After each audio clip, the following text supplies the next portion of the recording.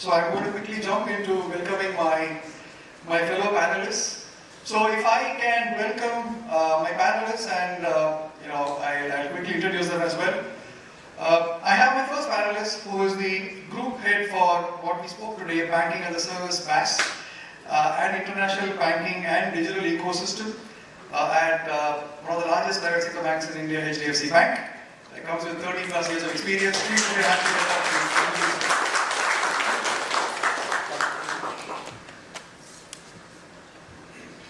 Welcome, Abhijit. I think you should sit next to me. Thank you. Abhijit, he actually held leadership positions at Oak North, ICICI Bank, ANZ, RBS, and ABL and Norman's Carrier. My second panelist, someone who has more than 3 decades of experience. He heads the digital and transaction banking and government and multinational banking business at Yes Bank. Please put your hands together to welcome Ajay. Ajay Rajan.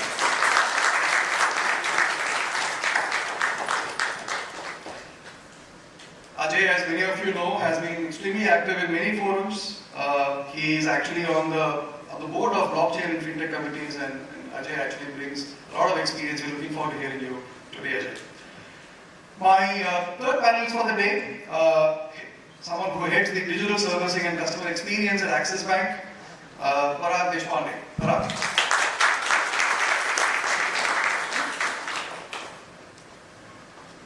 Welcome, Parag. Parag is a guru on cybersecurity domain. He understands, he's been able to drive a lot of customer digital journey, and that's an area that we get to hear from you today, Parag. And my fourth panelist is a friend who has flown all the way from Abu Dhabi. I have Tarek. Tarek is the Chief Technology Officer at MBank. Welcome, Tarek. MBank is actually Maryah Community Bank in Abu Dhabi. Tarek actually is the Chief Technology Officer. He's held multiple roles, and we go back many years. And thank you again, Tarek, for being here.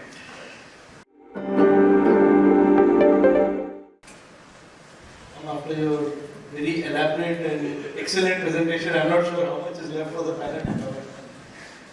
So be very creative to make Yeah, so maybe since you made that comment, Ajay, I'm going to start with you. Oh, that is not bad. So, Ajay, you've actually been seeing what the country has been going through, right, from a digital transformation standpoint. And we could actually see this is shaping not only the future of the industry, but it clearly is having an impact to the end consumer. It actually is making an impact, in what we're seeing here. So if you were to see the trends that are emerging in this space, if you were to pick what would actually be, in your mind, the most important ones, what would it be?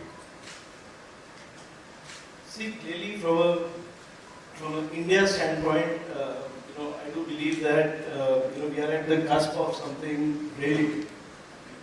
And I also would believe that we are blessed to be in this country where the government and the regulator have been probably the biggest digital disruptors that you can see globally. And disruptors I'm using in a very positive word, not as a negative connotation. So if you look at what is happening in India, it is we're really at a pivotal where we have actually the benefit of a lot of digital innovation which is happening in the country, and most of it at population scale. Right? So this is something which I would really like to amplify. So look at the public digital infrastructure which has got created. We started, of course, with the very basic internet proliferation which happened. But then we built it up with the Jam Trinity, and I won't speak about it because I think there's enough which has been spoken about the Jam Trinity and how it was propelled financial inclusion, etc. in the country. But then came UPI, and that is really where the difference came about, where payments became embedded into everything that we do, as customers, as businesses, and so on and so forth, right? But in my view, that is all history. And since I was in UPI, and I will just pick it up on the last slide that you spoke about, right? The mindset change, the bank of the future. And I'm sorry to just digress on this, but that is actually a live example of that is probably what a small bank like us, picked up as a theme. And today, actually have almost 43% of UPI market share in the country. 1 out of 3 digital payments in the country goes to the counters of Yes Bank is only because of actually what we covered in the last slide. So, if implemented well, with the right mindset, with the right technical infrastructure, with the right partners, and with the right use case, I believe that banking can actually be transformed, into something which is very, very meaningful, right? So that's, sorry to digress, but I just felt I should have covered that. Right? But this is all done, dusted, over. Now, where do we see as a future from a transformation perspective, again on the digital side, is again I would allude to the public digital goods, which the government has actually been making, right? So you look at concepts like account aggregator, you look at concepts like token, you look at concepts like ONDC. Then on the businesses side, and these are more consumer led, but on the business side, the government of India is working on the ULIP platform. It's a unified logistics interface platform which is aimed at consolidating logistics related information, which has been the bane of corporate inefficiency, right? Today, our cost to logistics to cost to GDP is almost around 15%, which is probably the highest globally, right? And that's where India lags also in a way. But this platform will actually help democratize that. So CBDC, and enough has again been spoken about it, but though it's at a nascent stage, but in my view, it will really reshape the way payments happen both on the consumer side, which is retail CBDC, but more importantly, at the higher impact from an India perspective and transformation which will happen at a banking sector level will be on the wholesale CBDC, more specifically on the cross-border space, both P2P remittances as well as B2B remittances. So, in summary on this one, the biggest transformation in my view will be public digital goods. How are banks getting themselves ready? Banks, and not only the banks, but also the ecosystem getting themselves ready to leverage the strength of the public digital infrastructure. It also, see, the pressure on proliferating the PDI is not on the bank's core banking system, right? It is actually, it's on public digital good. Right. What you are doing is you are embedding with that, but have the ability to build scale on top of that. And that's what happened with UPI, right? So this is really where I think the maximum impact will happen. The second impact, as a closure of this, will be the bank's readiness to get themselves ready on this, which is basically not only their backends, not only the front end, which I spoke about, the UPI part, etc., the partnership part, but more importantly the backend.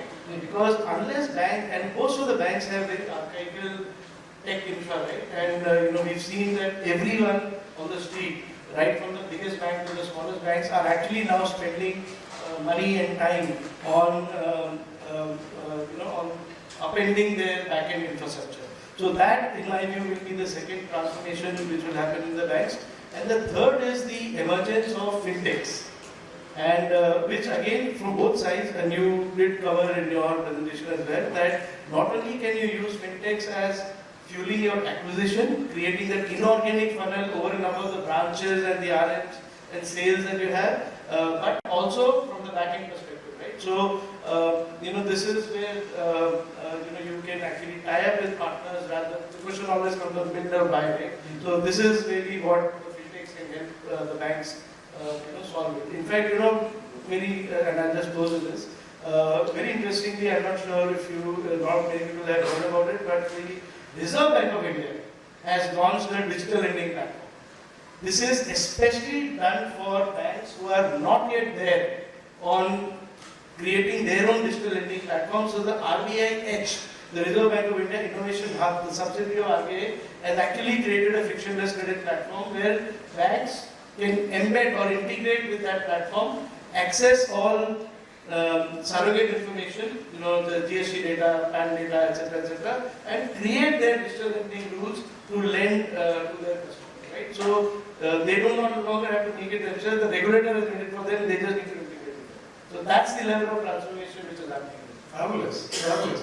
No, I think there were very interesting comments, Ajay. Talking about digital public goods, we're talking about making sure that your backend core and your technology sitting behind is actually keeping up to speed. That covers pretty much our topic for the day, digital and core banking there. And the third piece obviously talked about was collaboration with fintechs, right, and creating that impact. And maybe that's the piece I think you, Abhijit, right? Ajay spoke a lot about the digital, and we talked about digital public goods and talking about ecosystem partners, right? Now the question is, how does one foster innovation? Now, if you actually have to drive innovation, and collaboration is obviously pivotal to drive that, right? What will banks need to do to get there?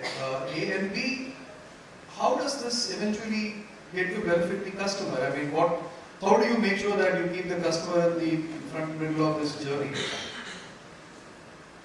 Thank you. First of all, apologies, I have a very bad throat, but I try to do my best. I just start off with asking a question. How many of you remember the last 4 digits of a debit card? There's some really do. How many remember the CVV? I'm sure the same hand will raise. Look at what's happened with what Ajay was saying with the digital public infrastructure that has come in. There is no cash in the wallet anymore. Most of us probably have that same 500 rupee or whatever rupee note in the wallet, but we never use it. Next phase is going to be where you take the credit card out of the wallet, the debit card out of the wallet. I think that's where the next phase of innovation is going to be to our mind here. Now, if you look at it, there are 3 players in this question that you asked me. One is the bank, one is the customer, and then the fintech. Banks typically, I don't think I need to say more. I saw your slide. It was 100% true what it looks like. Yeah? And I think all of us really look at it in that fashion. But how it can help the banks is with this new way of thinking which UPI is pushed. In earlier days when we had to do payment on IPS, we had to remember the bank IFSC code. Half of us did not know what the full form of IFSC is. And we tried to put it, so how tedious it was and how simplified it has become in the UPI, where you just put your mobile number and at the rate of the bank, and it becomes very easy. So slowly mobile is actually becoming an identity. Our attention spans are too low. You could see with the question in the room that none of us knew the debit card number. Only 3-4 people had that attention span. I'm not sure whether all of you even remember your wife's mobile number also. Dangerous territory nowadays. But our attention spans are going down like anything.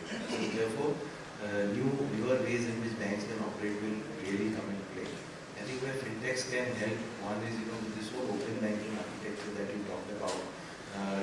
Today the biggest problem in any credit decision is do you have the money first, and we take very different ways of doing. And second is the intent. The intent has been digitized to a large extent. The part where that do you have the money, the account aggregator infrastructure is coming in, and that will actually simplify many things. The other piece for businesses, if you look at how, let's say, banking as a service or whatever we are talking about in your slide, that really helps understand, typically what credit can a person get. Today, most of the times when I go to any bank, I may have a certain amount of bank balance, but the AI ML which happens and the offer which I get is not matching what I actually should get. Many times most of us get very ridiculous offers from the banks which is not true to the amount of balance or even the position you hold in the company. I don't know whether how many of you have experienced it, but most of us go through that experience. So that part will come in, when you start using all what Ajay was talking about, surrogate information, which actually tell you far more than what the bank account is telling you. It also helps the customer in the sense that, let's say I am looking to buy a car of 10 lakh rupees, but my offer is saying 25,000 rupees at 14% interest. That doesn't really make any sense. So some of these things will get bridged, as we start moving, working very closely with the fintechs and changing the way we look at banking.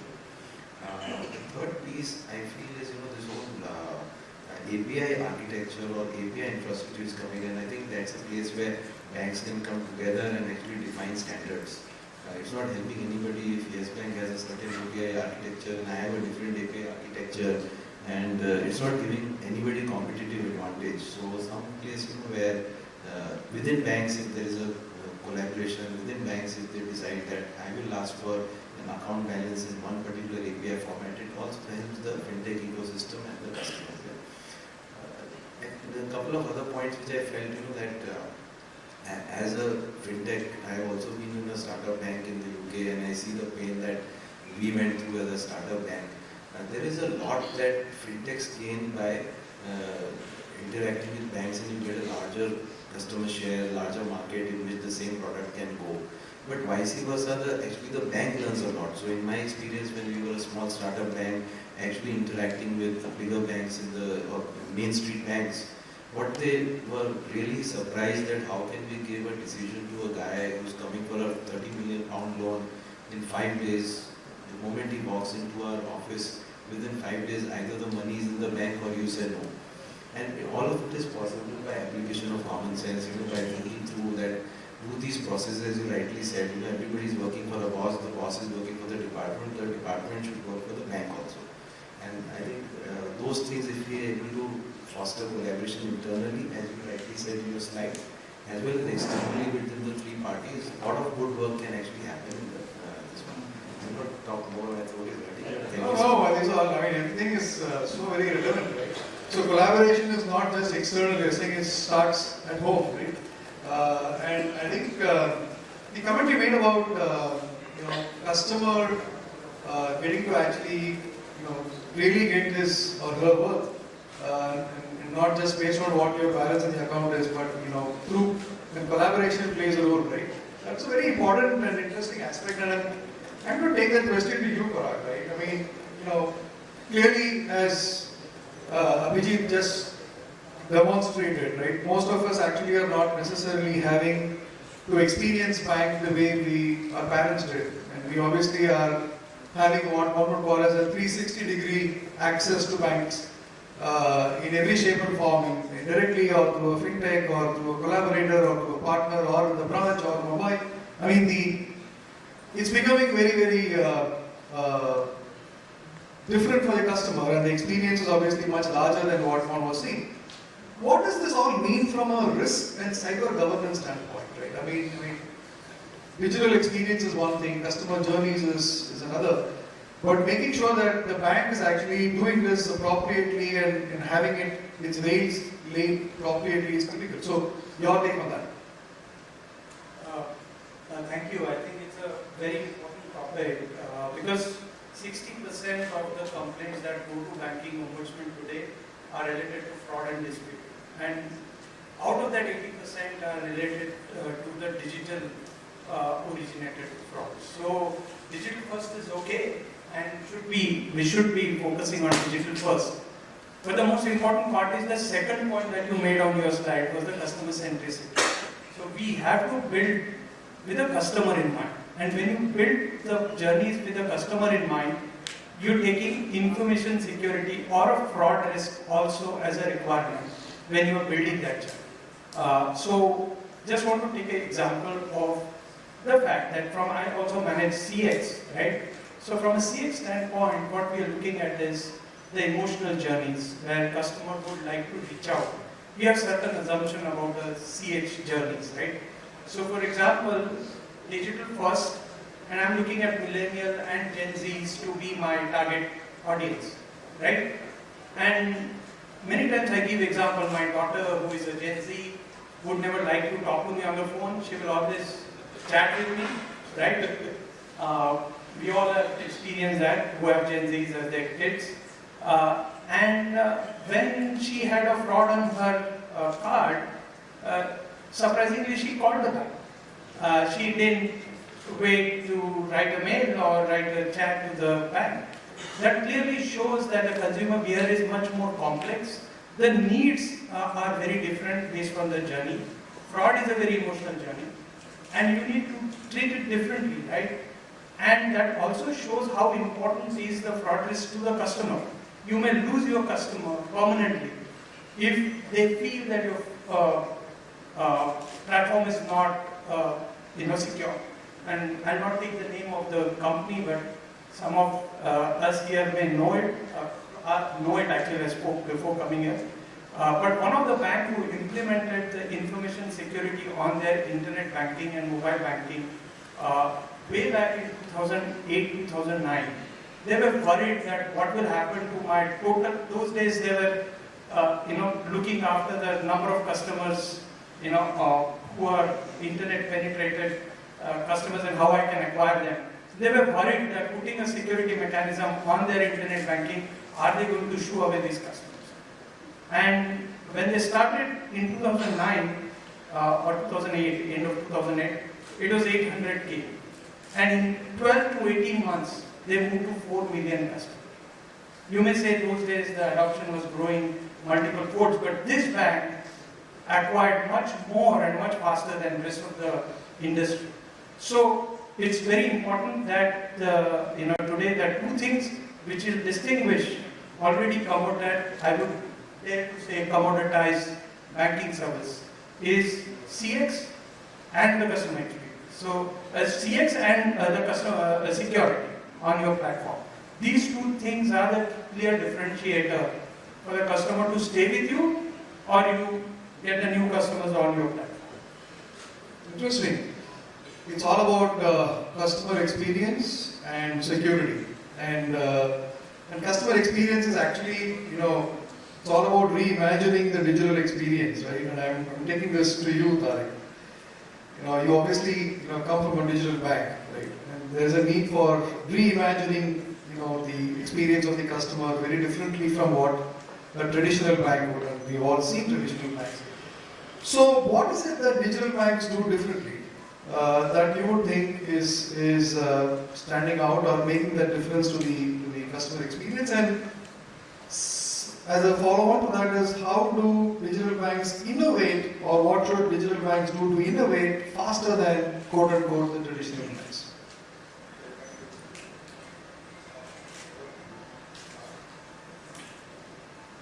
Okay, thank you for this question and for inviting me as well. First of all, let me introduce our bank actually, because I'm a guest here in India.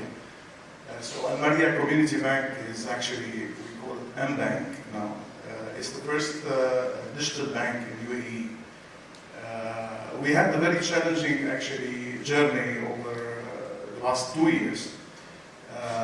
We first of all started the ideation of the bank, and then within 5 months we were live within 5 months, and now we are having a good market share within 2 years of the banking or the customers in UAE. Now, the most important thing, I think we have in the digital banks, we have challenges and constraints which are pushing us also to shape the way we move. First of all, we are only available on digital channels. So,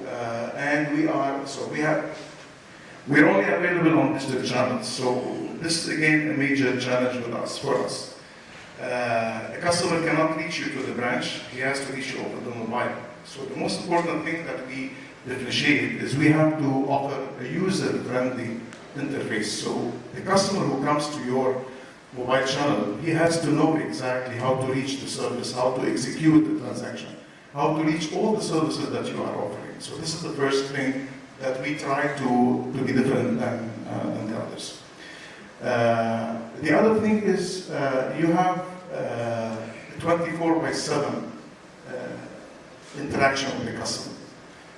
So I give an example. On the first day we started the bank, we had some issues at the beginning on the first day. And we were having customers trying to onboard open account digitally at 3 o'clock in the morning. I don't know what they were thinking to open an account at 3 o'clock in the morning. And I'm talking about hundreds of people. So the 24/7 is something that you expect, like in normal conventional banks. You close your offices, you rest, you have some, you don't expect to be 24/7. This is another challenge that we face. So this is another thing.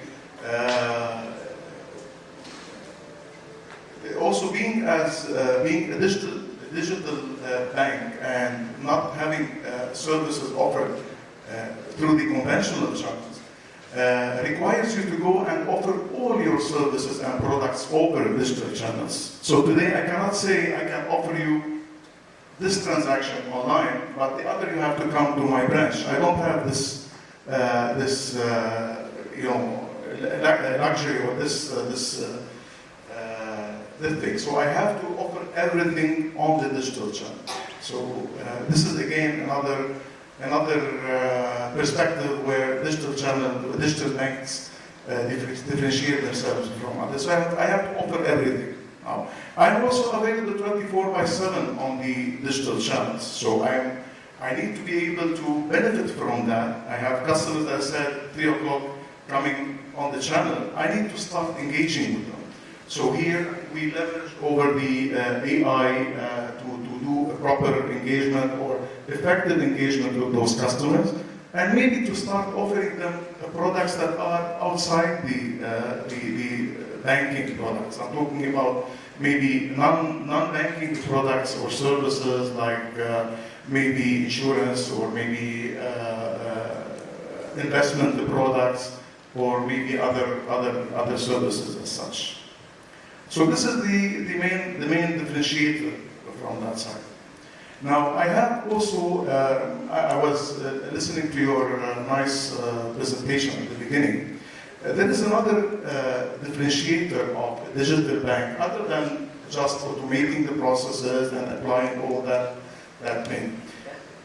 The difference between a digital bank and a conventional bank who is opening a digital banking or opening a digital channel is that the digital banks actually it's the processes. Because today, if I am having a conventional bank and I'm opening a digital channel, I have to follow my existing processes. I mean, as a digital bank, okay, I'm starting my processes based on the customer experience and the way I need to approach the customer. So I am not starting from, I'm not trying to accommodate the digital channel to my processes. It's the other way around. Digital first, yeah. Digital first. So this is what. No, fascinating. No, I think that's a very interesting comment you made, Tarek. I think it's all about being able to think digitally, not adapt digitally. I think that's a big difference, right? You start with a digital outlook, and your entire thought process is driven with that primary instinct, right? I think you talk about what it takes to be a digital bank, and obviously we all are going through a lot of transformation, as you said, from even in the context of what we spoke earlier. So I'm going to go around to all of you with one question, same question, but I would like to see what your perspectives on this are. Right? Well, you see, we obviously, lot of transformation has happened over the last few years. I mean, India as a country has leapfrogged, in the last many years in various shapes, and I think transformation has been the name of the game, right? Now, if you were to pick the next big opportunity for a transformation as a bank, what would your primary pick be? Let's start with you, Abhijit, then we'll go on. Anyway, a lot of digital is happening, so I would say probably the next big one would be blockchain, and the CBDC could be one big thing which is coming up. And certainly all banking as a service, AI will definitely be there. It's interesting. I mean, CBDC, I think we have not, Ajay made a reference to it, but I guess that would actually be a game changer in various ways, right? I think that's interesting, and banking as a service. Yeah. Thank you, Abhijit. Ajay? So before I come to that, if you may just humor me for 2 minutes. I just have 2 points to make from the previous statements you made. So one, I just have a little bit of opinion view on the digital bank. Mm-hmm. In my view, at least, and from an India standpoint, I would say practically every major bank today is already a digital. Right? Now, most of them may run a bank within the bank. So that means that obviously, from India standpoint, you cannot survive by being only digital bank. So you need to have as well the branches, other things, to also serve everyone else, because we also have obligations of private sector, financial inclusion, etc., right? So, but if you compare today the digital banks and the digital versions of what you like to call as traditional banks, I would not do that, of banks, I don't think you would find anything different. At least the larger tech banks have digital processes, digital technologies, platforms as good as any other bank on the street. Right? So I would like to say that at least from India's standpoint, the way I look at some of the banks, I think what they've done, achieved on digital by itself, of course, complemented by what was happening in the country, everything, the account aggregator and so on and so forth, is just astounding. So that is one. Second, Abhijit made a fantastic point on standardization between the banks. And while introducing me, you also alluded to this entity which we call Indian Bank Digital Infrastructure Company. Now, I'm not sure how many people know it. It's actually like a best kept secret, but it's high time that it comes out now. So this is the only bank consortium which has been formed outside of NPCI. I think we all have seen the magic which NPCI has created. This entity actually has the potential to create the next level of magic.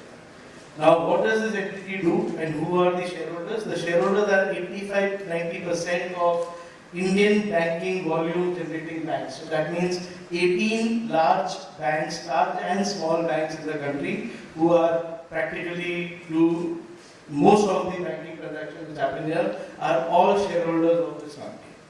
What is this company set out to do? Its primary job is to look at emerging technologies, including what Abhijit mentioned, blockchain, to see which are the areas where innovation needs to happen at a network effect. And then propel that to banking as a whole.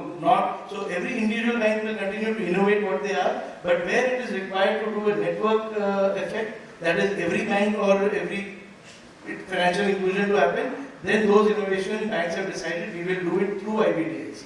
So it's a self step which all the banks have taken to make sure that innovation is happening horizontally and not vertically between the banks. So I just wanted to elaborate on. Thank you. You very good point there. Maybe I make one point. So Sure. This is what I spent 18 months in ICICI trying to convince all the banks to come together.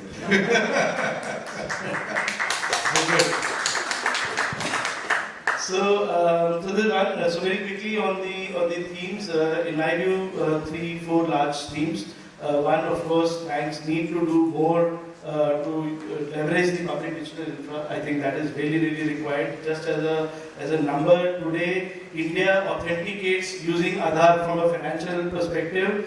30 crores, 300 million, Robin, for your benefit. Identity authentication is done in the country. This is the population of USA. So India essentially KYCs or authenticates United States of America every month. So that is the scale of public digital infra scale that has been built in the country. So banks, to go to the next level will need to do that. CBDC, in my view, within the public digital infra will definitely reshape, the future of banking. And the next thing which, in my view, will absolutely metabolize is lending and lending. And this is an area where I believe with Reserve Bank of India very clearly articulating the digital lending guidelines, what behavior lending partner needs to have, HDFC needs to have, what behavior bank needs to play, which are the roles and responsibilities that each one need to do. I think has really cleaned up the system, from a lending point of view, and the next level of financial inclusion from a credit standpoint, with the benefit of token and account aggregator standardization, will happen on lending, and that is really what will propel India both from a consumer inclusion perspective as well as from an MSME perspective towards a $5 trillion economy that we aspire. Fascinating thoughts there, Ajay. I mean, we did talk about public digital infrastructure, but I guess the other comments you talked about, right? I mean, one is on CBDC and the other is on lending. I mean, clearly, we are doing some global benchmarking out there, and we actually have a fraction of, if you look at the typical asset per capita of what we're seeing in India. It's a very, very small fraction of what you would see comparable to other parts of the world. And leave aside the fact that we may have, let's say the bankable population or the unbanked population, but even for the bankable population is much lower, and I think the point you're talking about on digital lending clearly plays a critical role, right? Your take, Parag. Yeah. Works? Works. Somehow it didn't work for him. Yeah. So, I think there are a couple of areas I wanted to pick up from the gentleman, actually, Abhijit and had spoken about. I think just taking it further, a digital rupee can be really a path-breaking. It can be a solution for a lot of frauds that are happening. Open banking, I think one area where we should really work on, and its work is happening, is today Ministry of Home Affairs is asking us to immediately stop the money from going out of the banking system. That is, as soon as the customer requests that they want to stop a transaction, if it is UPI, transfer is immediate. So the bank, which is the recipient, the beneficiary bank, also should be able to stop the money immediately. I think that interoperability needs to come as a first use case among the open banking APIs. I think it is a dire need and all the banks are working towards it, but we haven't been able to meet what MHA is asking us to do to the letter and spirit.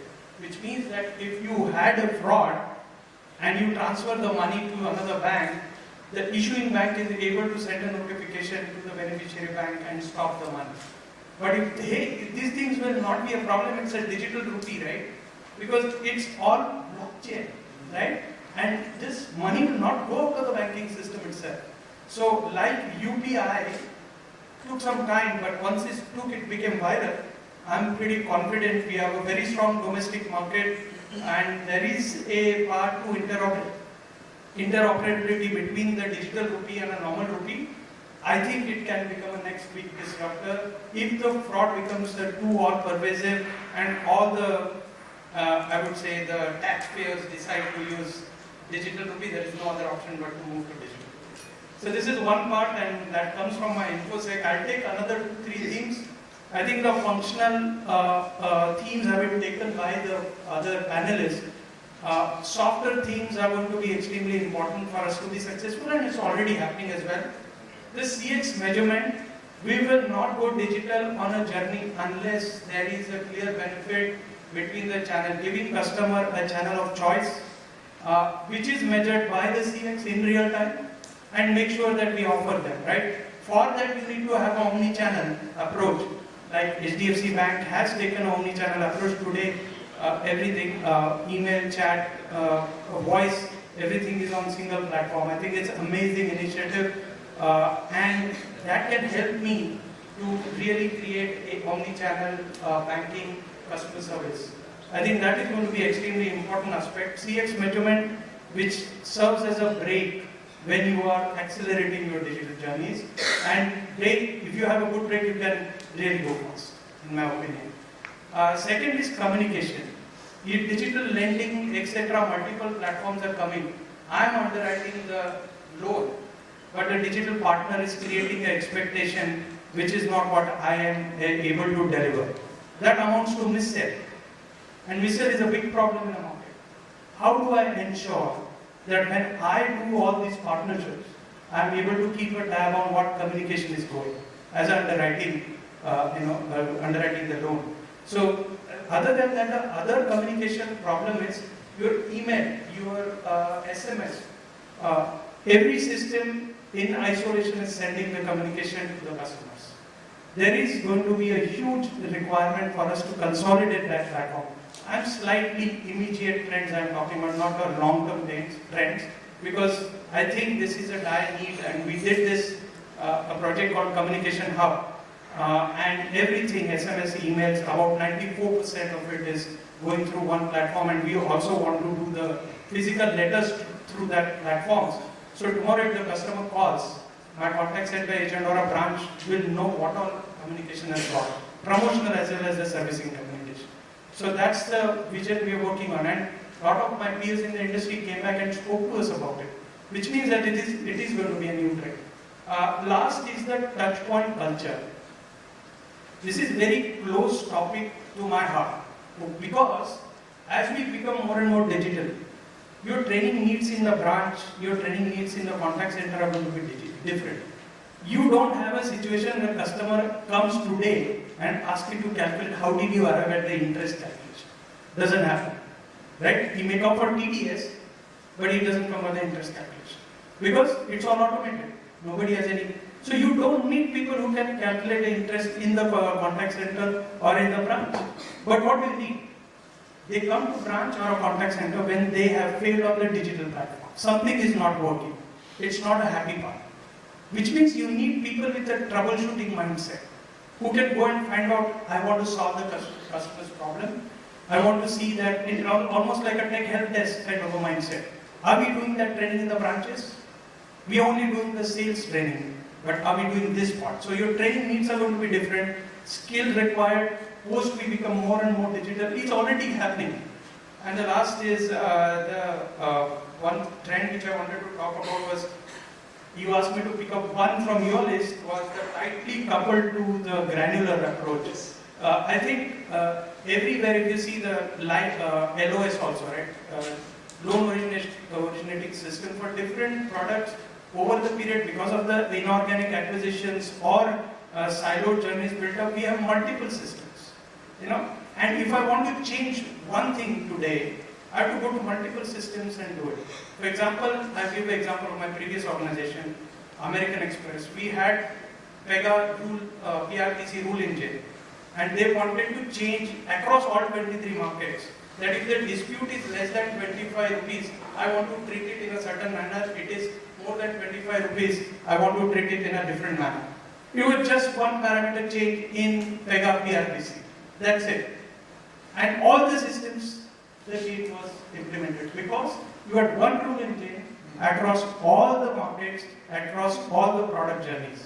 I think this is going to be a next trend, and therefore you will see, like what I already spoke about, HDFC Bank doing the omni-channel, similarly consolidation of CRM systems, consolidation of the rule engines across the journeys. So this is what I think.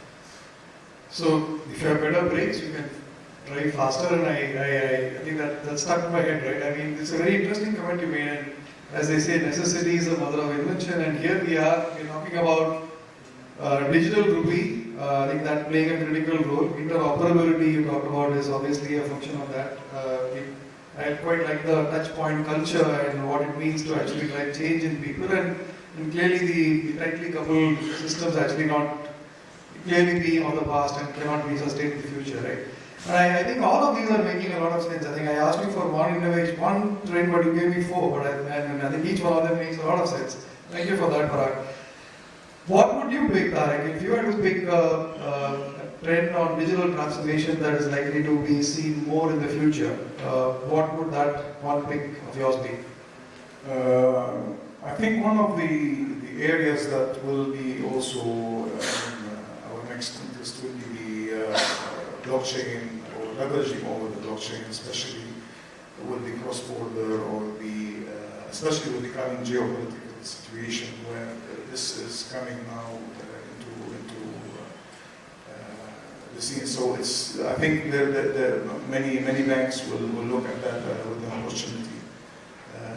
Also a continuation to the cloud, to adopting the cloud and moving to the cloud, because this is going to give you more flexibility and time to market, which is something I think also this is coming more and more in the future. And thirdly, again, AI, machine learning, mainly for engaging with customers and for knowing or reaching out directly to the customer. So those are the three areas which I think. Artificial intelligence for the real customer.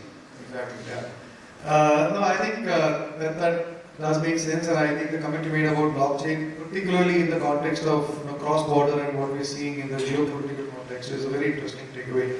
I have time for one or two questions from the audience, so I'm happy to take any questions from the audience. I see quite a few hands go up. Yeah, gentlemen here, please.